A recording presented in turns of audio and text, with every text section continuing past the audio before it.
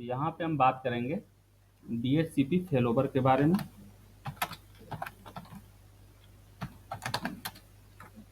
अब DHCP फेलोवर नाम से आई थिंक क्लियर हो गया होगा ये वर्क कब करेगा।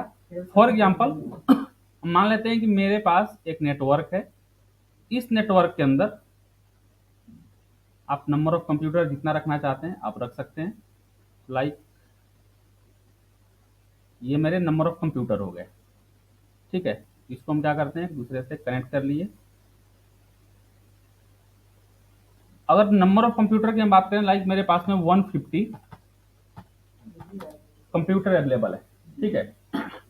अब मुझे क्या चाहिए, आईपी एड्रेस प्रोवाइड करने के लिए एक सोल्यूशन चाहिए। तो मैंने क्या किया, सिंपली एक सर्वर आपने बनाया, ये आपका DHCP सर्वर हो गया, ठीक है। आपने यहाँ पे एक DHCP सर्वर बना लिया, तो आपकी प्रॉब्लम यहाँ पे ऑटोमेटिक आईपी एड्रेस प्रोवाइड करने के लिए सॉल्व हो गई, ठीक है। बट कभी ऐसा होता है कि आपका ये DHCP सर्वर फेल हो गया, वर्क करना बंद कर दिया, आपके क्लाइंट को आईपी एड्रेस प्रोवाइड नहीं कर रहा है, ठीक है। या अगर आपके एक ही सर्वर पे नंबर ऑफ आईपी एड्रेस 150 है, तो 150 कंप्यूटर को मैनेज करने के लिए बाकी भी आपने पॉलिसी लगाई होगी, आपने ऑर्गेनाइजेशन यूनिट बनाया होगा, ग्रुप बनाया होगा, उस पर आपने मल्टीपल पॉलिसी लगाई है। इट मीन्स कि आपके सर्वर पे ओवरलोड भी हो सकता है। दो रीजन जहाँ पे डीएचसीपी फेल ओवर बनाने की जरूरत पड़ती है, तो आपके पास में दो रीजन है। फर्स्ट रीजन आपके पास ये हो गया फॉर यहाँ पे reason to create DHCP failover. आपके पास में अगर हम रीजन पे बात करते हैं, तो फर्स्ट रीजन इसका ये हो गया टू डिवाइड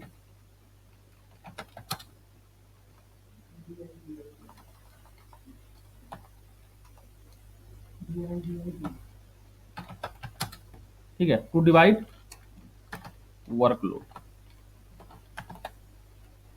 सर्वर के बीच में वर्कलोड को, ठीक है, सर्वर के बीच में वर्कलोड को डिवाइड करने के लिए फर्स्ट सोल्यूशन। सेकेंड हम किसके लिए बनाते हैं, टू इनेबल बैकअप।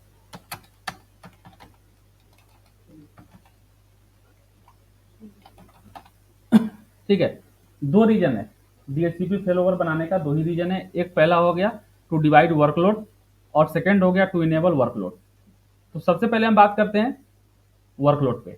लाइक यहाँ पे 150 कंप्यूटर को आईपी एड्रेस प्रोवाइड करना है, इसमें DHCP के पास वर्कलोड फिक्स रहेगा। अब इस सर्वर पे आपने क्या किया हुआ है कि मल्टीपल इसको बनाया हुआ है, आपने यूजर्स को कनेक्ट किया हुआ है, यूजर पॉलिसी लगाई हुई है, WDS नेट, ठीक है, फाइल सर्वर, ये सारा कुछ रन कर रहा है। तो इस सर्वर के पास वर्कलोड इनफ है। अब यहाँ पे मुझे क्या करना है कि मुझे एक ऐसा सोल्यूशन चाहिए जहां पे मेरा वर्कलोड क्या हो, डिवाइड हो। तो हम क्या करेंगे भाई, चलो DHCP सर्वर का वर्कलोड हम क्या करते हैं, एक और सर्वर पे डिस्ट्रीब्यूट कर लेते हैं। आपने यहाँ पे क्या किया, और आपका जो ये DHCP सर्वर है, इसको आप ये मान सकते हैं कि ये आपका प्राइमरी डोमेन कंट्रोलर है, ठीक है। आपका DHCP सर्वर जो पहला हो गया, ये आपका प्राइमरी डोमेन कंट्रोलर है। सेकेंड आपने बना लिया एडिशनल डोमेन कंट्रोलर, ठीक है।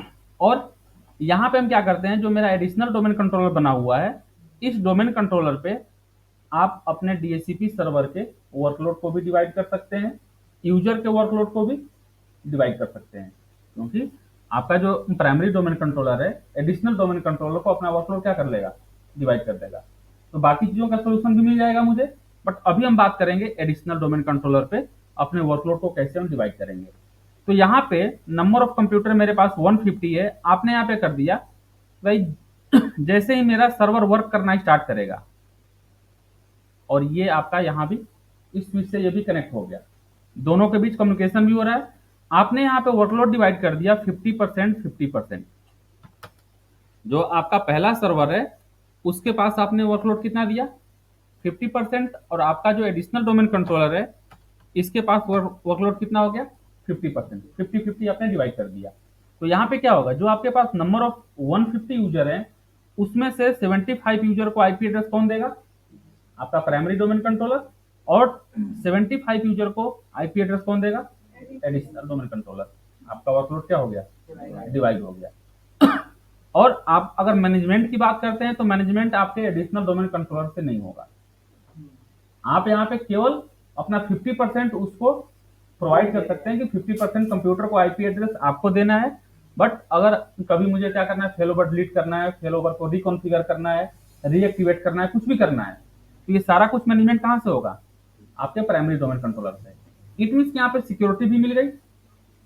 मेरे पास तो दूसरा सर्वर है, उस सर्वर का यूजर मेरे डीएचसीपी सर्वर के अंदर कुछ भी चेंज नहीं कर सकता है, वो केवल मैनेज कर सकता है कि मुझे आईपी एड्रेस प्रोवाइड करना है। सेकंड पे हम बात करते हैं कि बैकअप सोल्यूशन कैसे देता है। अब बैकअप सोल्यूशन में क्या होता है कि यहाँ पे 50-50 किया हुआ था, इसमें आप क्या करेंगे कि बाई चांस इन फ्यूचर ऐसा होता है कि कभी मेरा डीएचसीपी सर्वर काम करना बंद कर दे, तो आपके 150 यूजर को आईपी एड्रेस कौन देगा, एडिशनल डोमेन कंट्रोलर आपके 150 यूजर को आईपी एड्रेस देना स्टार्ट कर देगा। बट इसको कॉन्फ़िगर करने का दोनों आप एक साथ कॉन्फ़िगर नहीं कर सकते हैं। ये आपको ध्यान रखना है कि दोनों एक साथ कॉन्फ़िगर नहीं होगा, कि आप बैकअप भी प्रोवाइड कर दें और आप वर्कलोड को भी डिवाइड कर सकते हैं, एक साथ दोनों नहीं होगा। अब यहाँ पे क्या होगा कि दोनों एक साथ नहीं हो सकता है, मुझे भाई कंपनी ये बोलेगी आपको हम तीसरा सर्वर छोड़ देंगे, नहीं मुझे दोनों सोल्यूशन चाहिए। तो यहाँ पे एक ऑप्शन दिया हुआ है कि अगर आप बैकअप सोल्यूशन इनेबल कर रहे हैं कि बाई चांस इन फ्यूचर ऐसा हो कि मेरा प्राइमरी डोमेन कंट्रोलर वर्क करना बंद कर दे, तो मेरे पूरे कंप्यूटर को आईपी एड्रेस यहाँ से मिलना चाहिए। बट यहाँ भी वर्कलोड को डिवाइड करने का एक ऑप्शन देता है जिसका बाय डिफॉल्ट परसेंटेज होता है 5%। यहाँ पे 5% यूजर को ये आईपी एड्रेस नहीं देगा, उसके रिलाई किस पे करेगा, आपके प्राइमरी डोमेन कंट्रोलर पे भी, जब बैकअप सोल्यूशन आ रहा है उस कंडीशन में भी।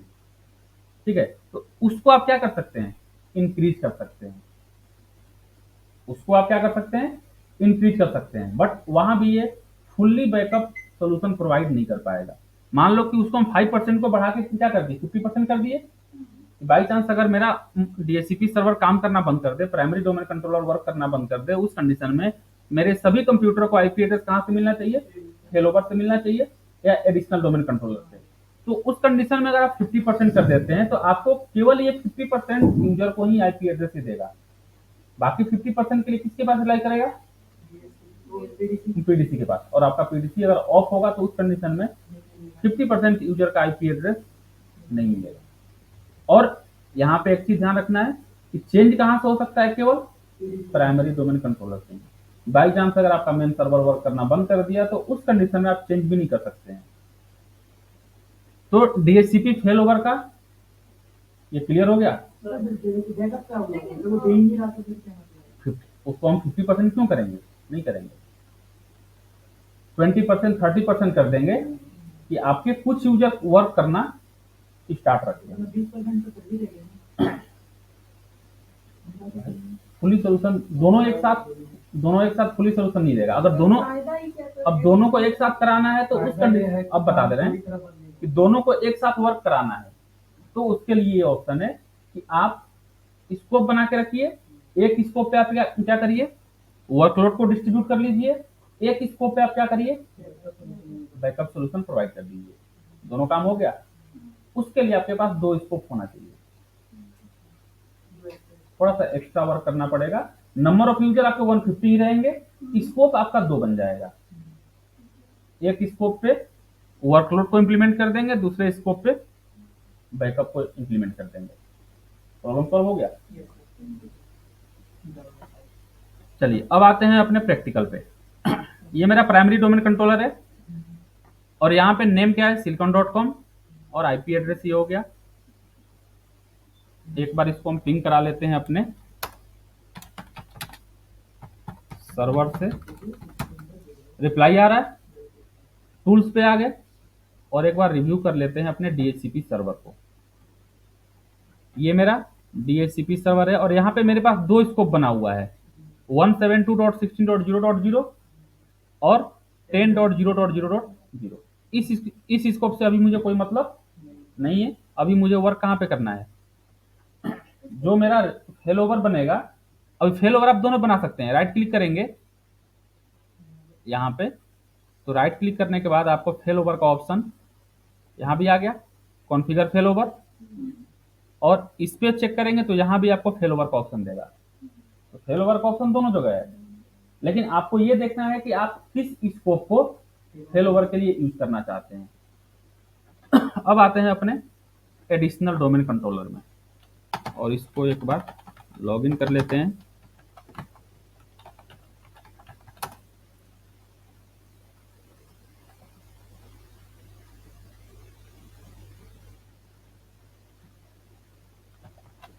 और इसको भी पिंग करके चेक कर लेंगे, ये मेरे प्राइमरी डोमेन कंट्रोलर से पिंग कर रहा है कि नहीं कर रहा है। तो रिप्लाई प्रॉपर आ रहा है।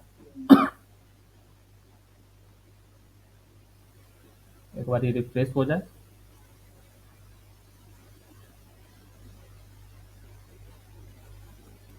अभी यहाँ पे डीएचसीपी रोल ऐड नहीं है। डीएचसीपी की सर्विस को डिस्ट्रीब्यूट करना है, वर्कलोड को डिस्ट्रीब्यूट करना है, तो यहाँ पे एटलीस्ट आपके पास डीएचसीपी का रोल ऐड होना चाहिए। हाँ, नहीं, पूरा कॉन्फ़िगर नहीं करना है, केवल रोल होना चाहिए। मान लो कि अगर किसी को हम डीएचसीपी की सर्विस डिस्ट्रीब्यूट करने के लिए इनवाइट कर रहे हैं, तो उसके पास एटलीस्ट वो सर्विस तो होनी चाहिए। ठीक है भाई, अगर मेरे पास एक फ्रेंड है, उसको हम बोल रहे हैं कि भाई चलना है मुझे श्रीनगर घूमने, एटलीस्ट पैसा तो होना चाहिए उसके पास। ठीक है, पूरी सर्विस मेरी रहेगी, पैसा तो लगाना पड़ेगा ना। अब यहाँ पे क्या करते हैं, add role and feature, next next, और सिंपल यहाँ से डीएचसीपी सर्वर के रोल को ऐड कर लेते हैं।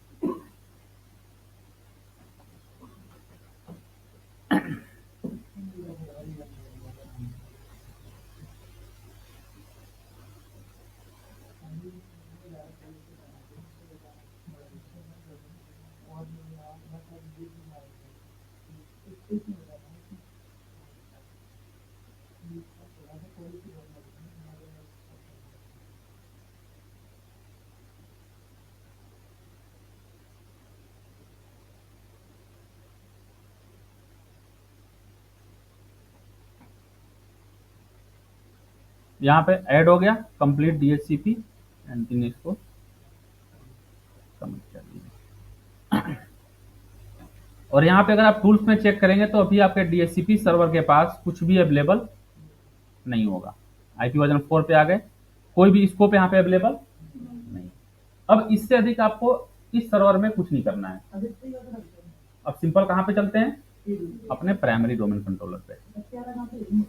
हाँ, तो प्राइमरी डोमेन कंट्रोलर पे जो रेंज है 172.16.0.0, अभी यहाँ पे आप चेक करेंगे एड्रेस पूल में, एड्रेस पूल क्या बना हुआ है 172.16.0.10 to 50, ये कंप्लीट रेंज है। एड्रेस रीज में चेक करेंगे, अभी इसने किसी को आईपी एड्रेस नहीं दिया हुआ है।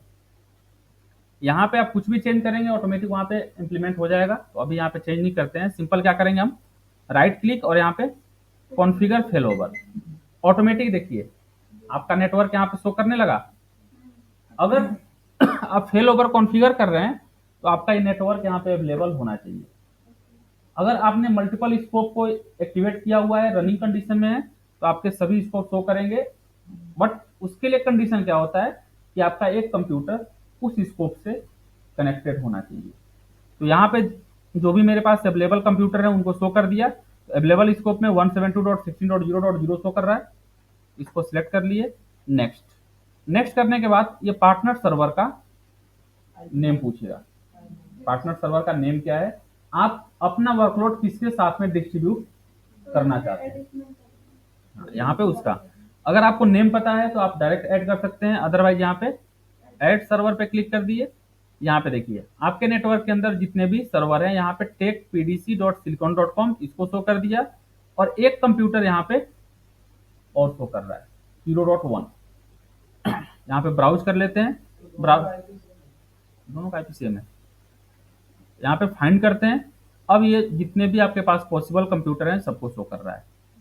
एक कंप्यूटर जो यहाँ पे एक्स्ट्रा आ रहा है, जो हम लोगों ने रिलेजेंट सर्वर बनाया हुआ था, उस सर्वर को ये शो कर रहा है।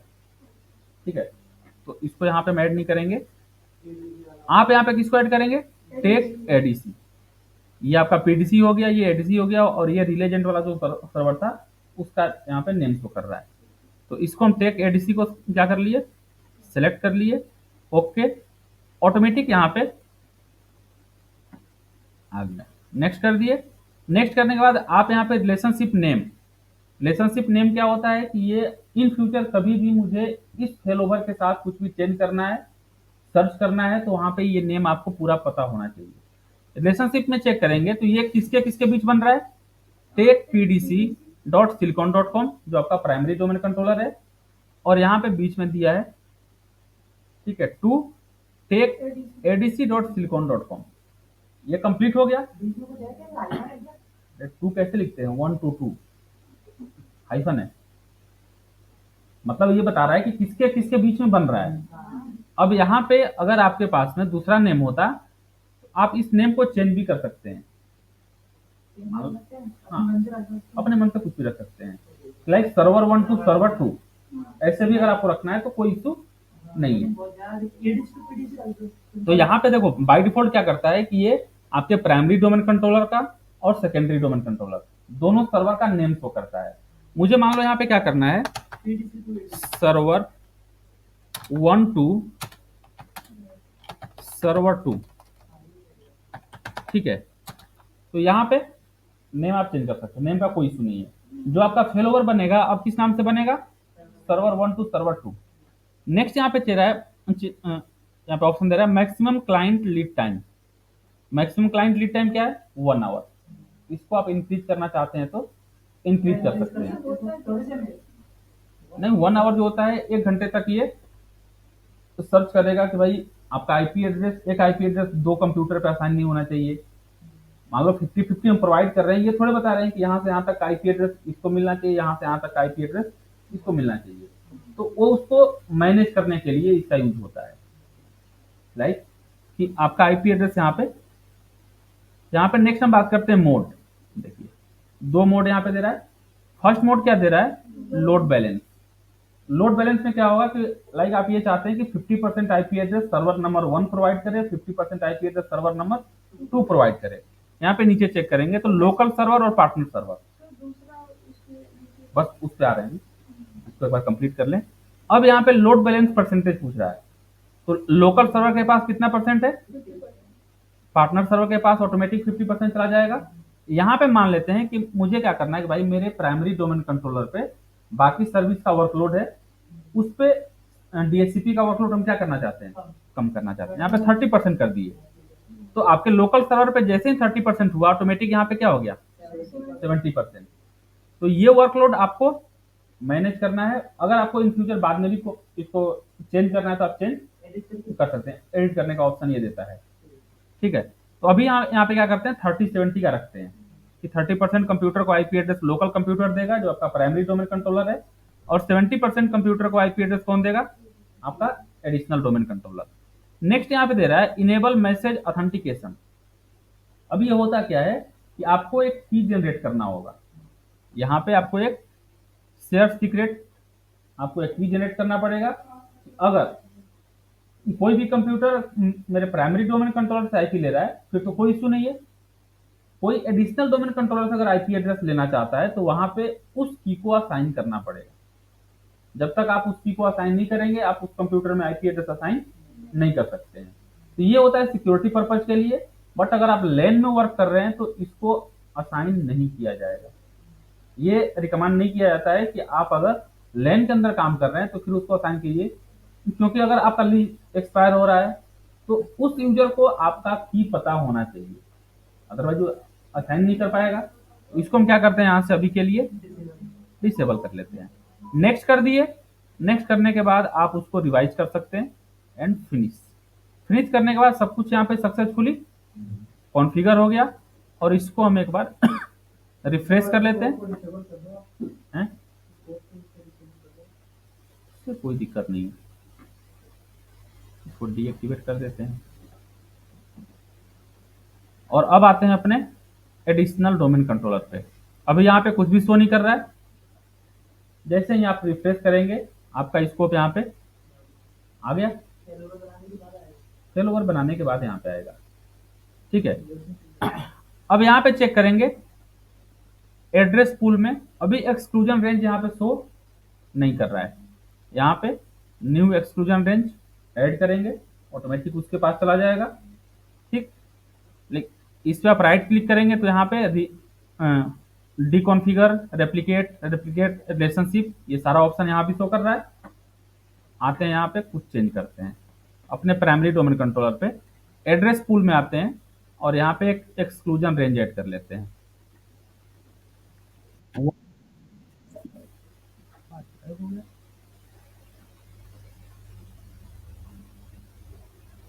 बाकी लोगों को आवाज आ रही है? हाँ, शक्ति एक बार अपना नेटवर्क आप चेक कीजिए।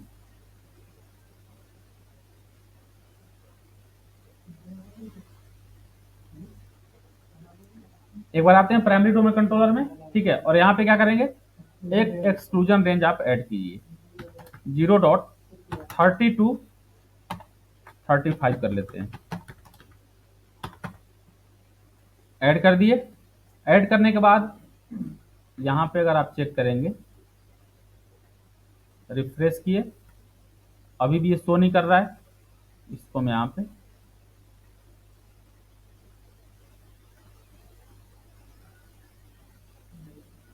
अपडेट करने में थोड़ा टाइम ले रहा है।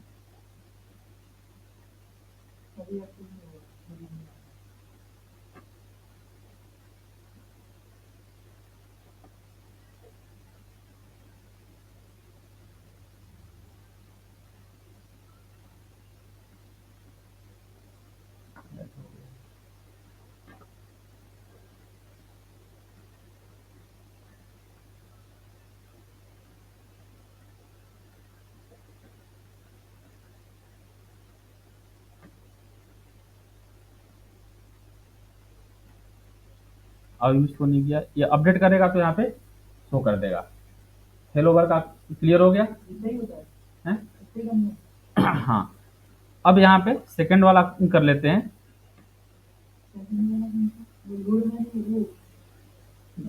अब यहाँ पे आते, अरे यार ये कहाँ से प्रोवाइड करेगा?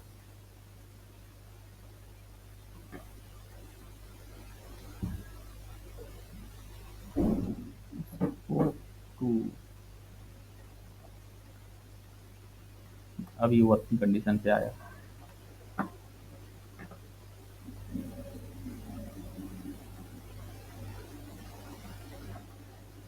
थोड़ा टाइम ले रहा है, तब तक हम दूसरे वाले को, तो यहाँ पे आ गए, राइट क्लिक करते हैं और यहाँ पे आपको ऑप्शन देगा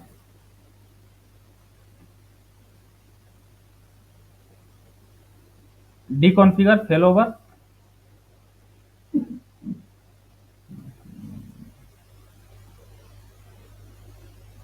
दोबारा यहाँ पे ऑप्शन दे रहा है कॉन्फिगर फेल ओवर, सेम वही ऑप्शन यहाँ पे दे दिया। नेक्स्ट करते हैं दोबारा से, आपके पास में जो टेक पीडीसी है इसको यहाँ पे देखिए सिलेक्ट करने का ऑप्शन अब नहीं आ रहा है। ब्राउज करते हैं, एडवांस, फाइंड नाउ,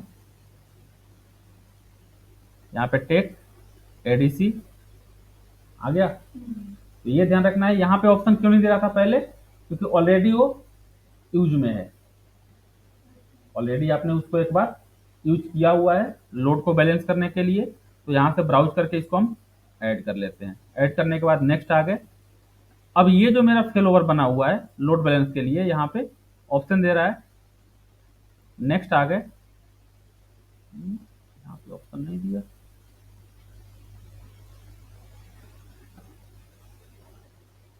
लग रहा है मुझे एक और स्कोप बनाना ही पड़ेगा। तो इसको एक बार काम करते हैं, डी कॉन्फ़िगर,